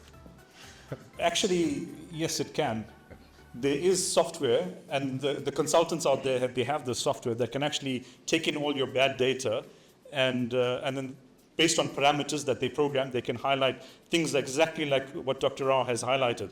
Like, for example, let's take Microsoft as a generic example. Underscore Microsoft, micro.soft, Microsoft underscore, exactly. There's like 10 to 20 different variations of one vendor, and it completely messes up your spend report, because it's one vendor, but because there's no proper data governance in place, so the person who actually captured that information was allowed to enter that data. So now there are pieces of software out there, or AI, that can actually read all of these things and then highlight where all the discrepancies are. But naturally, and I've actually had experience with this, but then the consultant will come back and say, well, this is out of scope and you need to pay extra for this. Yeah. And we're only expecting to do it for like 6 months worth of data, not 3 years worth of data, as an example. So these are little pitfalls that you need to keep track of. And for anyone who has ever been involved in a e-proc or e-procurement system implementation, this whole data cleansing piece is absolute key. You shouldn't be implementing systems until you know that your data is clean, that there's integrity in it. And to be fair, most of the leading e-procurement system providers will offer this data cleansing service, where they will take all your data, clean it, recategorize it, and get it to a point where the system can use. Because you've got to remember, if you've ever been to a demo of these systems, the sales guys are absolutely amazing. They will sell you the best system that does everything, but it all relies on the integrity of your data and how clean it is. So just keep that in mind. But to answer the question, yes, AI can do that. And even at a very basic level in your day-to-day work, if you're ever looking to recategorize or categorize the data that's in your system, even the items that you have in a catalog, throwing it into ChatGPT can do that for you. It's very simple stuff that you can do every day in your work if your company allows it. Let's take in the room itself, we've got so many smart people. Anyone involved in the data cleansing and all, MDM? Anybody? Oh, okay. Seen 2 hands. Can you just give your experience in 2 minutes, if it's possible? Yeah. What I've experienced, I think what the panel is saying is absolutely correct. As I think Stephen mentioned that sales guys will always come and show you a demo. But what we need to realize is that demo is based on a perfect data governance model. If you are not following certain data governance principles and your data does not have that integrity, no matter what system you bring in, that will not move. So it's like, you might have the best Ferrari as a car, but if you're not putting, the proper fuel in it, or you don't have a proper driver, it does not matter. As I think also Mr. Moosa said, you're right. If there are items which are misplaced, your spend analytics can go completely off, full off. So I think Data Governance Act is probably the first thing that you should look at before wanting to go to a new system or even thinking of going to a new system. So, yeah. Thank you for sharing. We had one gentleman at the back as well. Sir, would you like to contribute? Yes, actually the data is very important for the company, and then in terms of reporting system as well. So it depends the people, the right people can, run the technology. So when they come for a demo and all, it's like, so we have to see how we are feeding the data. Like if we are putting any data, we should start with the nature of the items, and in the sequence way, so it will help to run the data in future. Thank you. And that's a good point that I'll just touch on, because let's not be afraid of having dirty data. It's okay. But What we should be afraid of is not making a decision to address it and to just let it continue to be unclean. The great thing about many of these systems is that there's machine learning, and that over time the system gets better at understanding the data and cleaning it along the way. But you've got to make a decision to say, hey, listen, let's do this. Again, I'll come back to the point. This is a business decision. It requires investment. This is not cheap stuff we're talking about. It requires investment by the business into either AI technology, e-procurement technology, even a simple thing like cleaning your data is an expensive exercise. So again, this is where procurement needs to change from just being transactional into being very strategic and being able to communicate its requirements to the business and make a case, make an ROI around AI and the benefits that it can bring your company. And this is where, I said it right at the beginning, understanding your problem is absolutely key. If you don't understand that there's a problem with your data, but you're focusing on AI and all the really cool things that it can do, then you're going to miss opportunities there. And if you're going to your business, communicating those sorts of things, they're going to lose confidence in you. So really important that you understand those elements. So there's a couple of questions down here. Karthik. Yep. 2 points. First, when your input is wrong, your output goes wrong. So that goes with data. So the first thing is to have a clean data in place. And to have that, you need to have controls in place. You cannot have too many people, working on creating of codes and stuff. Exactly. So, even if you allow them to do it, you set certain standards. You give them the parameters saying, you can exactly. It's like building the family tree. You start from which code has to go to which category. Yes. When you have that data right, your categorization goes right.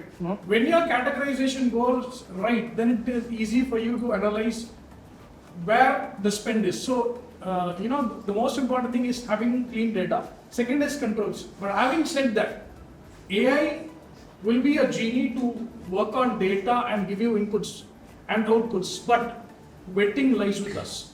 Until you vet the data and you know what exactly you want from it, AI is not going to. So we need to be clear of what we want from AI. And you treat AI as an assistant, an intelligent assistant for you. So if you know what you want, then AI is going to help you. If you don't know what you want, obviously you need to tell your assistant what you need and what they should prepare for you. So if you just can't you tell them, don't- no. You just imagine what I need and come across with a plan so that I will approve it. No, that's not going to work, obviously. Thank you.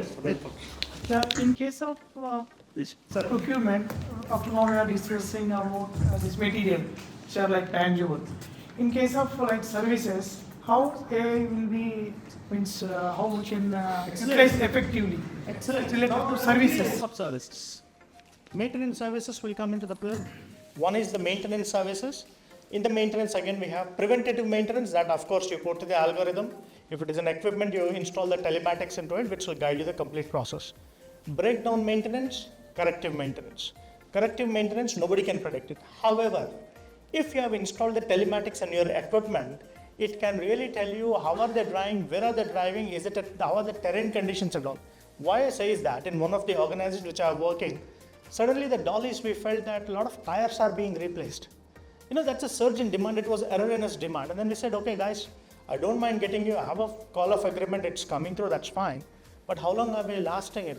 I can't deplete the complete stock, which was supposed to be used in 3 months, has been consumed in 1 month. I can't blame the seller, but what exactly is causing it? They went and they understood that there were some new humps which were installed on the taxiway, which was hitting it. That humps were with the steel bars into it. So it was damaging the tires. Nobody came and reported it back. However, once that was fixed, this inventory parameter started going back again to normal. In the preventative maintenance, if you have got your data, it will tell you what exactly are your parts requirement for each of the engines, the tires, the freon gas, and all other elements going into it.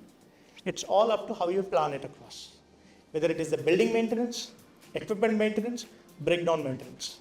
You need to input the parameters into it. Yeah, this is more useful for like the service provider. Yes. Point of view you are analyzing. Not only service provider, because today as a category manager, let's say we are a category manager, we have got 10 buildings to look after. Here we have got Mr. Karthik, let's say he's looking after 10 buildings of the property. In those 10 buildings, let us say 3 buildings we have noticed that the bulbs are fusing out.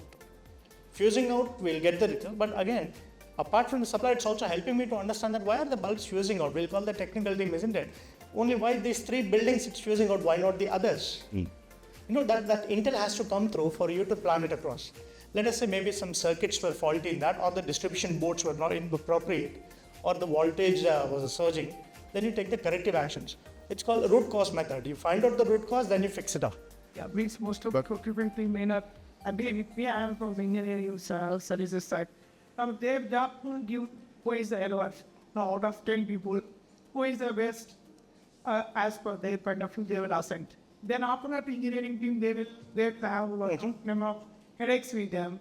And so we don't have limited what is called freedom to choose a service provider. In that case, hey, Eric, how we can utilize effectively? Very good question. I'm so glad that you're participating from the engineering. One of the main stakeholders, we can call it in the procurement process. L1, L2, L3, it's a concept which is there. But at the beginning we said, procurement is not about cost saving. It's value addition. Now, once a supplier has crossed the threshold of the technical evaluation, it does not matter whether he is L2, L3, L1, L4, because technically you already qualified them. And let's say there are multiple suppliers over there. However, you can have a backup suppliers, L1, L2. Just few minutes back, when there was a battery running out here, the team was able to source the batteries immediately. Why? Because they maintain the buffer stock. They have a backup plan there, something called as a contingency. Contingency-wise, we have multiple suppliers. So L1, L2, L3, no sir, slightly disagree with that. Today, procurement is looking at whoever has qualified technically, all of them are taken into consideration. We apply the principles of BATNA and VATNA, and then we enter into a middle ground to seal the deal. BATNA stands for Best Alternative to a Technical Negotiated Proposal. You know, there are tools. So procurement has evolved. It's no longer the cost. I think also something that's really important is to understand that the life cycle of your service is important to understand. Yes, procurement will be charged with bringing a supplier on board, but then once he's onboarded, then he's in your hands, and there is performance to take into consideration. There is data that's input into a system around how the supplier performs. That data is then compared with invoices that come in through the finance section.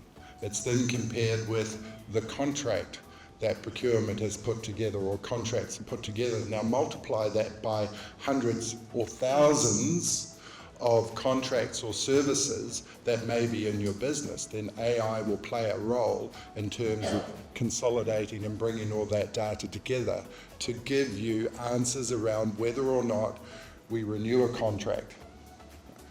Do we incentivize a supplier to do better?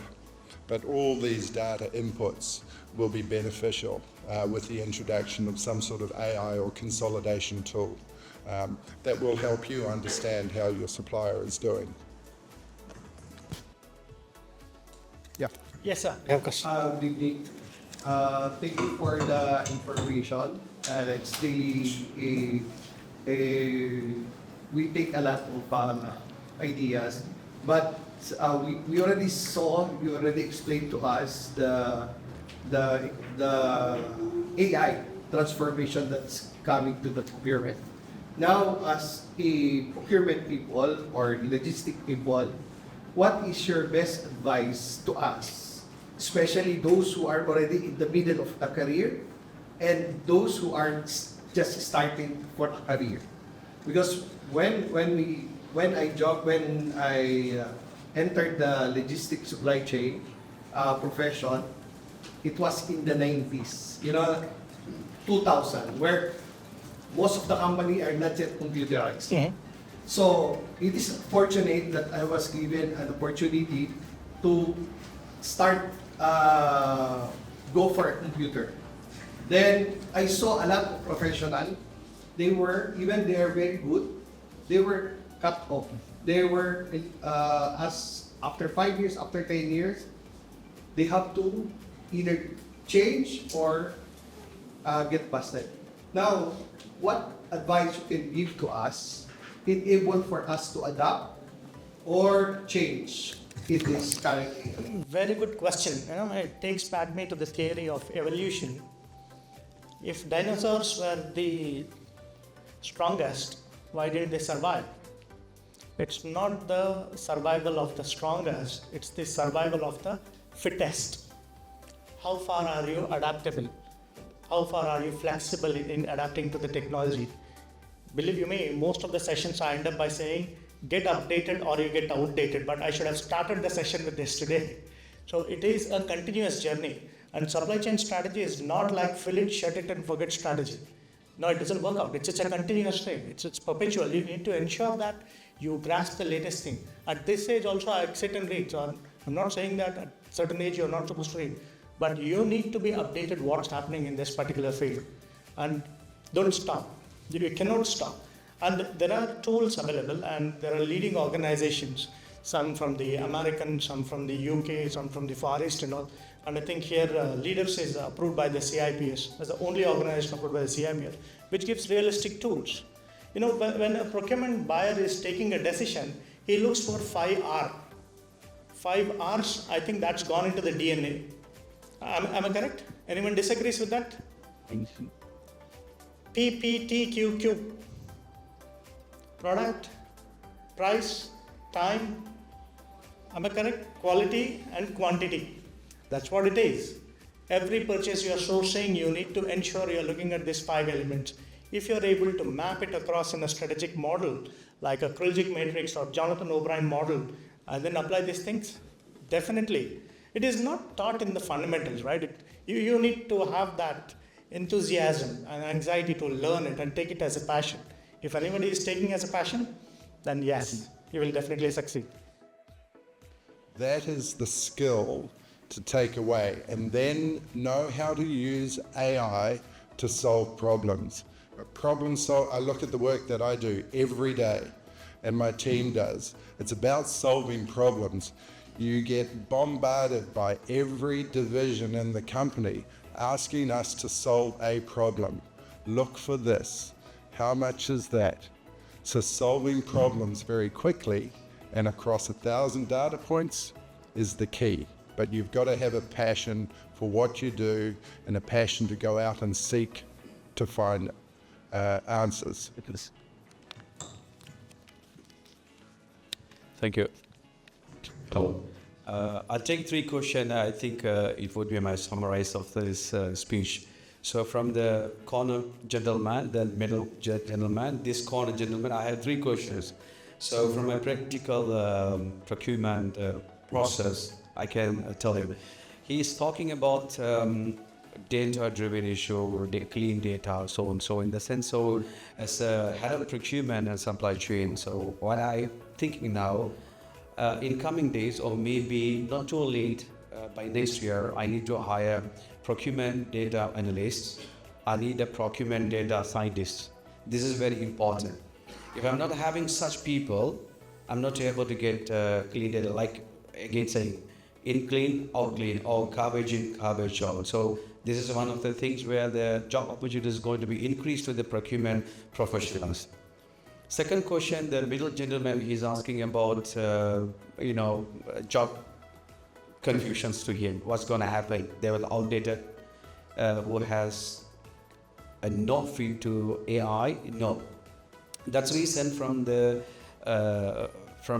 initial of my speech. I was keep telling to you, we need to upgrade and upskill our skills and knowledge. So how to do it up?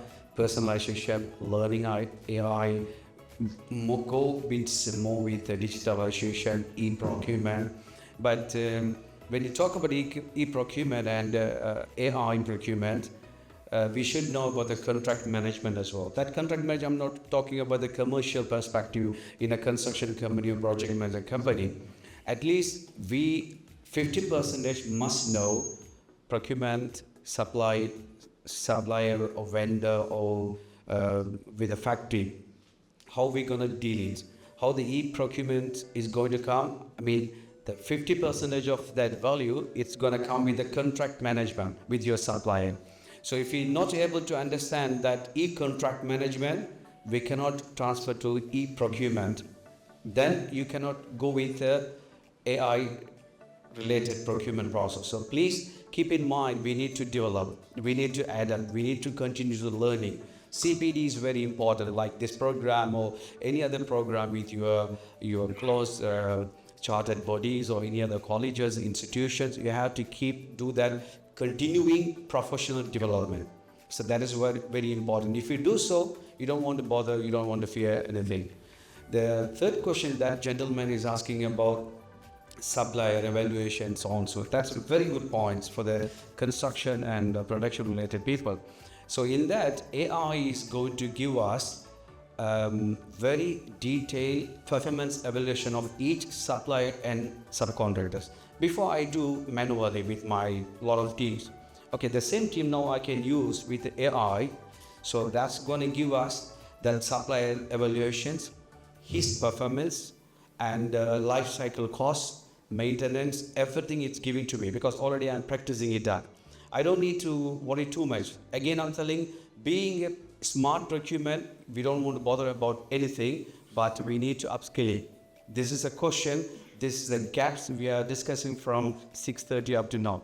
So this is, we have to do it that way because I'm trying to support everyone, trying to, emphasize what we need to do. We don't want to bother about it. No, you have to change your mind to be a smart procurement. So please, AI is embracing all areas. We cannot avoid them. We need to go, we need to follow, but we need to change our culture and we need to adapt as per the current procurement landscape in the world. That's all. Thank you. Brilliant. Hey, I think that was a good way to end. I see a hand up at the back there.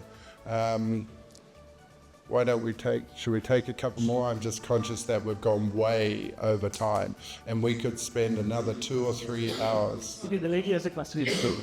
I just wanted to ask how AI helps during crisis management. For example, during the diplomatic drift or during COVID.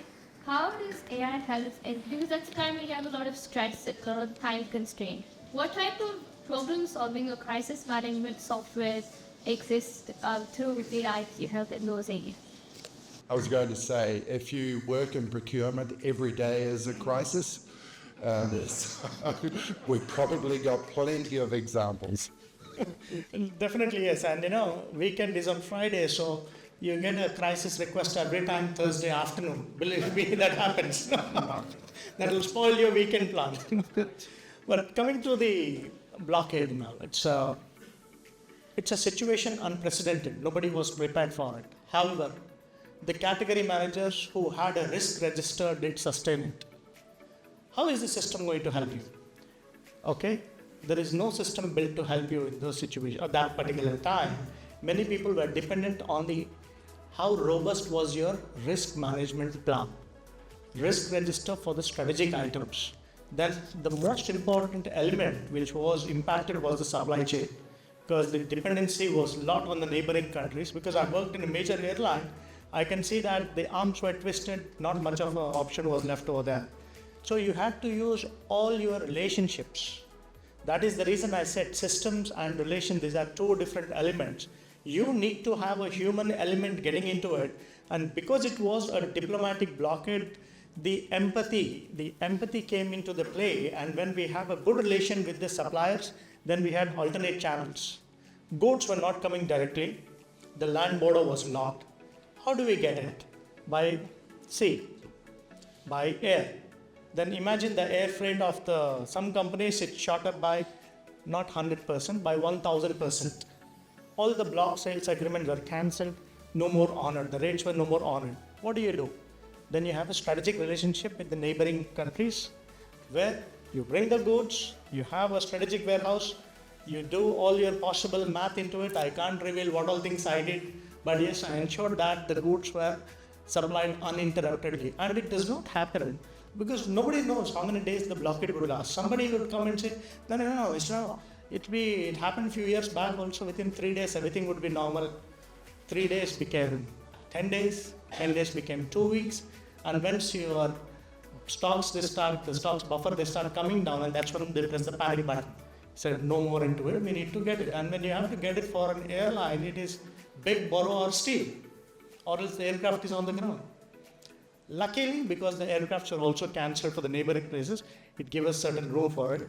However, what really helped during that, not the systems, but it was your risk register, and you as a human, you had relationships over there. Using those relations, you managed it. So whatever happens, AI is not going to replace the human beings and all, and you need to maintain relationship with the supplier. And had you treated a supplier out of the door, he would not have entertained you at that time. Because you work in a collaborative approach, you treat them as one of the external stakeholders. Yes, they are willing to listen to you. They rose up to the occasion, although yes, we had to bite the bullet on the cost because it had to come 2-3 steps, but yeah, we managed it. That's my experience on the blockade. Just to complement what Dr. Rao is saying, yes, there's no substitute for the risk management and maintaining the risk register, etc. I mean, that's critically important in any environment, no matter which industry you're working. But from a technology point of view, some of the tech that exists, especially around supplier risk management, they possess features or functionality that allows you to create scenarios. So, for example, if in the software you highlight a certain type of supplier, and that's obviously based on the criteria that you want to evaluate that supplier from a risk management point of view, it gives you a certain score. The software could tell you, okay, if you use the supplier and something had to go wrong, this is what could happen. You know, this is what the potential fallout would be, etc. So there is the software that does exist, the AI and the latest tech that will tell you, that will allow you to do scenario planning. So it's more proactive. You need to plan for different types of scenarios, and there are tools out there that help you to get it done. But it won't actually help you in a crisis situation, but just help you to plan for it. Thank you. Now you do have one more element called geopolitical risks, which you put in your risk register. Once you have those, you're building your scenarios into it. Because not only the blockade, after that, we had a lovely thing coming out of Wuhan, isn't it? Yeah. And then everyone was impacted, and we had a lot of supply base from China.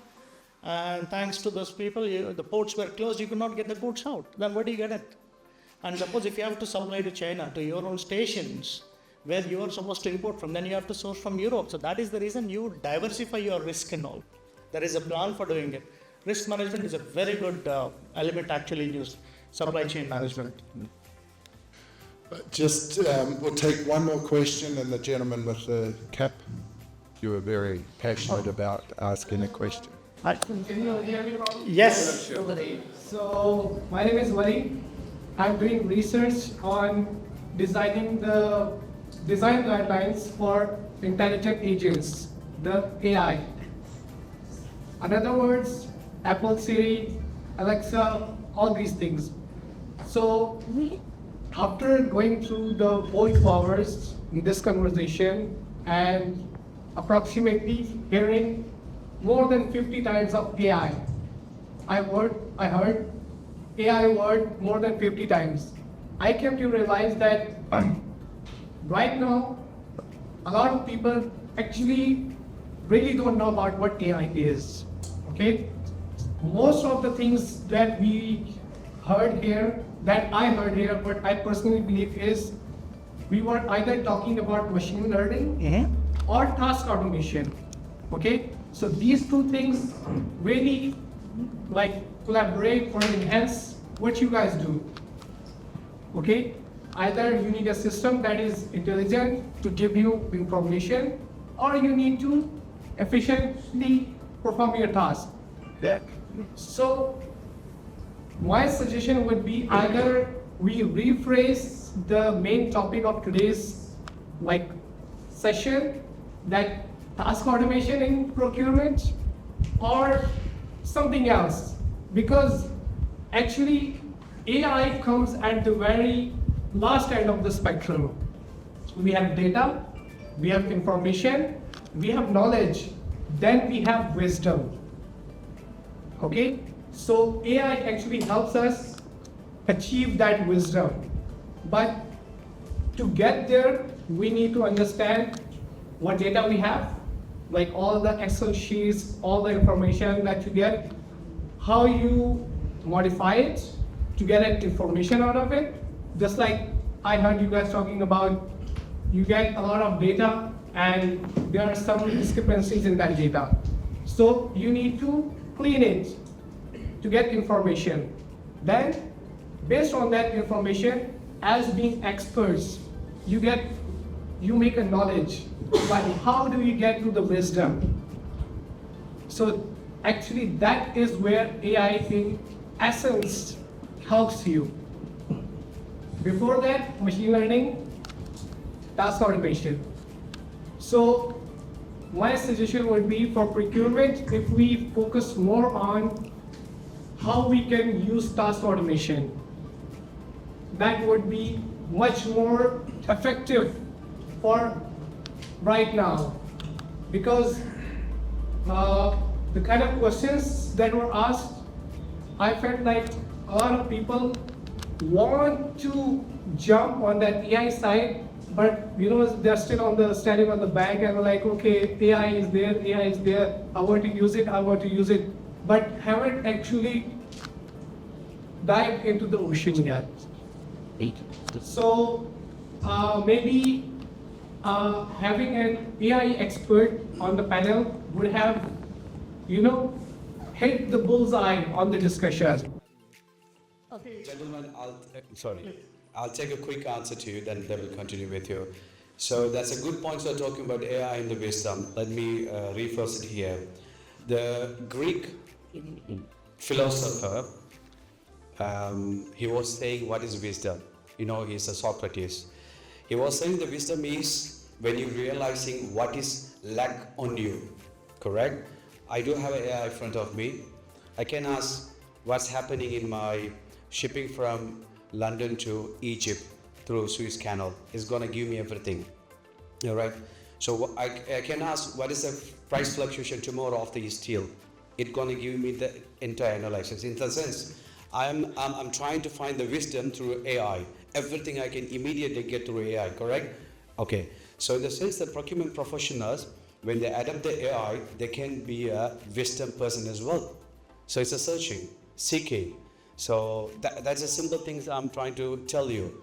So what I'm emphasizing from my first speech, I'm not going to fear or scare about the AI. AI is giving me energy. I'm actually, when I compare me 2 years ago, how I was as a leader in procurement, I'm more powerful. Yeah, AI is make me a human, as a real human. Why?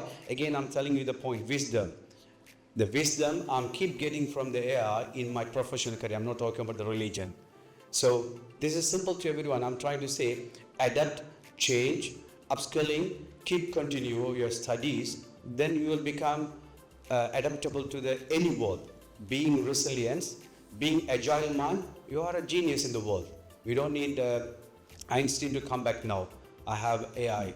That's my answer. Thank you. No, that's very well put, actually. Brilliant. Thank you very much, and thank you very much for your comments at the end there. I think we had a few people shifting in their chairs for a moment, but your comment about taking a leap into the ocean. My view is that AI is a broad topic, and yes, it is misunderstood, and there's a lot of jargon going on around some of the catchwords. I think the key is that we take small steps and that we learn along the way. Certainly tonight has been a learning experience for me, which is fantastic. We need to be open to those opportunities to learn about things that we think we might know about, but obviously with a topic like AI, there is much to learn. Just quickly, I'm going to ask for some final thoughts from our panel members. Then we'll summarize and we'll call it a night, I think. So any fun, Dr. Rao? We had very interesting discussions here, and I'm more than happy to speak, because if you ask me to speak, I can go on for 3 hours continuously. But I like your interest where you did not move for the last 2.5 hours, and I can still see the energy from here, and people are asking questions. And that means you're ready to grasp, you're ready to absorb the information that's going on. And I encourage you to attend these sessions, because rather than sitting and reading one book, attending one session will give you a lot of information, and it gets interactive as well. Because everyone has got their perspectives, we can't debate it, of course. We appreciate their opinions. Nobody is wrong. From their perspective, somebody from the AI expert, he's got his own perspective, he's right. Somebody from the maintenance perspective, he is right, because they think us. But we as procurement professionals, apart from the regular studies that we do, we are trying to automate the process also. We need to open up the eyes. How many of you, I don't know if you are aware of this model of Edward D. Bono called 6 Thinking Hats. There is a model called 6 Thinking Hats. Okay, one hand has come up, 2 hands have come up, excellent. Because any problem or any project, any sourcing project, if you have received it on your table, you need to look at it from 6 different perspectives. What would the finance think? What would the audit think? What would the user would think? What my boss is going to think? Is he going to be happy with what I've done? Did I follow the process? You know, it gives. So get yourself skilled, upskilled and all. And training programs do help. It is not that I'm trying to promote anything. But yes, there are so many trainings existing here.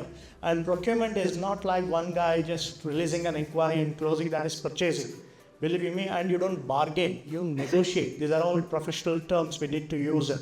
And the user is not just a user. No, forget user. That term is stakeholder. If the stakeholder is not there, you don't have your job. And your job is not cost saving, your job is value addition. And it is no longer supply chain management, it's called value stream management. There is certain value which you are managing it. Try and automate it, get the complete visibility into it. Another element which we did not touch upon much is the sustainability. There is a lot of importance to sustainability on the carbon footprint, how we neutralize it as well. Where we can touch base. Mr. Mohammed has promised he's going to have more sessions. So we'll be discussing more about it. One thing I like is I truly would like to appreciate your enthusiasm, your interest, your participation into it. From my side, as I said, the statement would be always get updated or you will be outdated automatically, and then you end up the risk of losing your jobs. Thank you. Thank you. Yeah, I think the one thing I'd like to add is to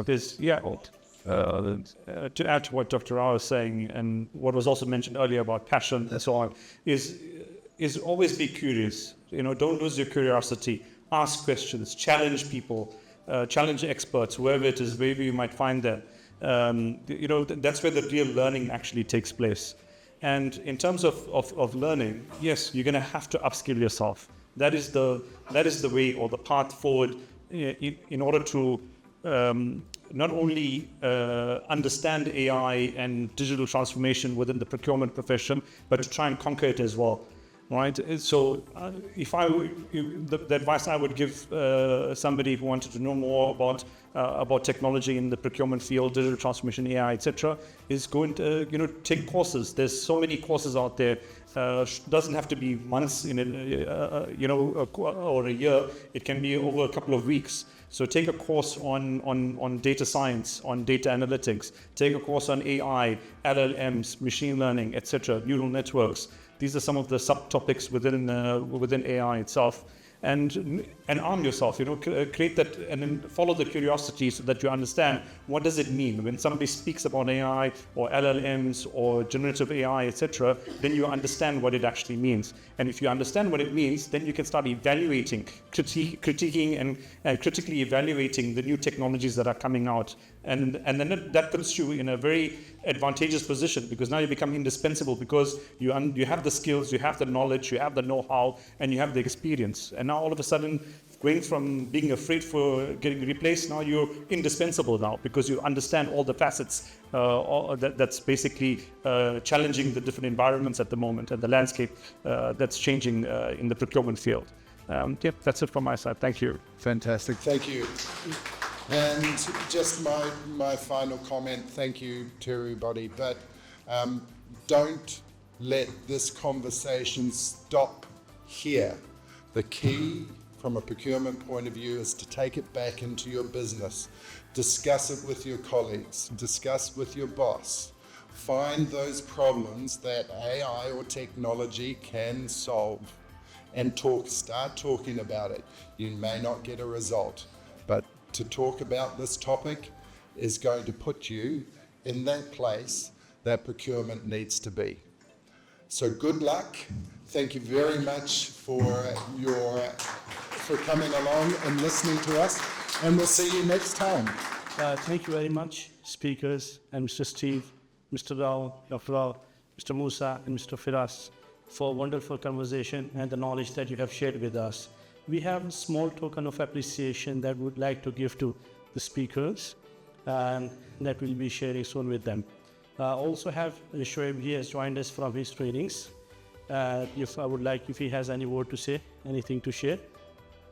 First of all, I would like to thank all the speakers for a wonderful discussion. I think it was really amazing to see the participation, how all of you actually participated. This is just the series of the first of the seminars and workshops that we intend to have, inshallah, this year. There are tons and loads of them coming in the future as well. The excitement we have seen, the questions that have been going on, the fact that all of you were so tight to your seats and did not even allow any break to the guest speakers goes on to show we need to do a lot more such events in the future. So once again, thank you very much. I think AI is talk of the town and we keep on learning. As Mr. Steve said, let it not be an end. We have to go back and continue to develop on what we have learned. Do we really have to learn about the technical aspects of AI, how AI is created, or do we have to learn how to use AI? I think some people have been talking about the fact that a lot of people who are here are maybe not having the depth of the understanding of AI. I come from an investment background, and recently I have started investing back in the markets again. So I've been reading a lot about AI, because in the investment world, it's all about AI.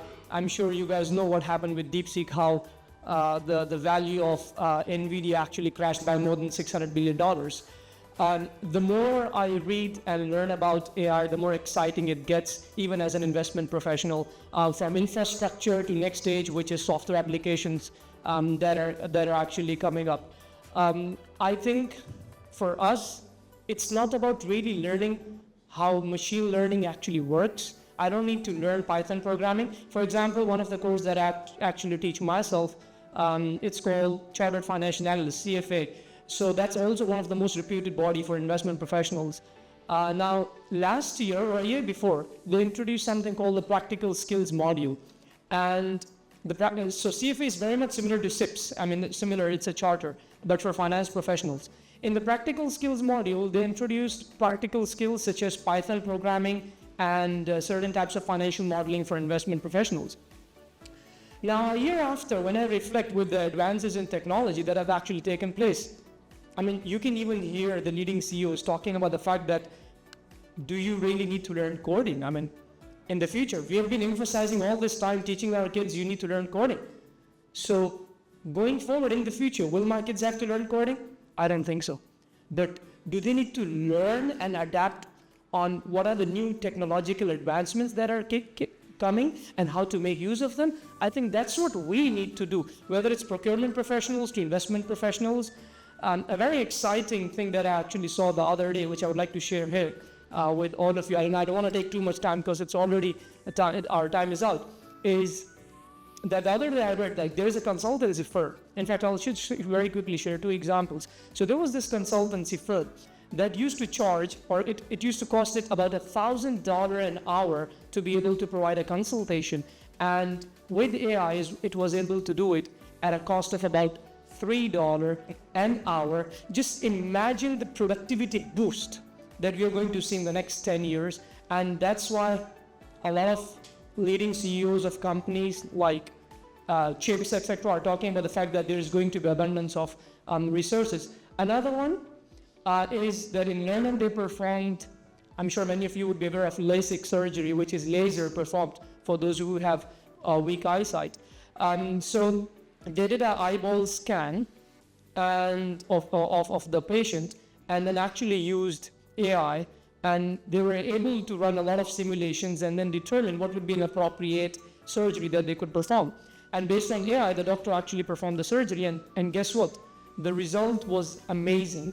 And the result was the individual, the patient, had 20 out of 20 eyesight after the surgery. And they did the trial on 20 other patients. Everyone had much better eyesight after performing surgery compared to normal human beings. So I think it's all about learning how to keep using AI.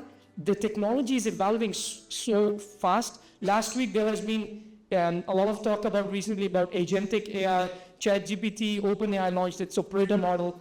Prior to that, we saw the whole markets started bleeding because of DeepSeek, what DeepSeek actually did. I think it's just accelerating things faster, because now the more cheaper it gets, the better it will be for all of us as humans. So that's the only message I want to give to all of you. Keep learning, keep exploring, keep seeing what are the new things actually coming up. There's a lot of noise out there. I mean, like, to be very honest, when I see there are so many apps, plugins coming up, and we will keep learning those new things. So yeah, that's about it from my side. Thank you very much again, gentlemen, for all of you.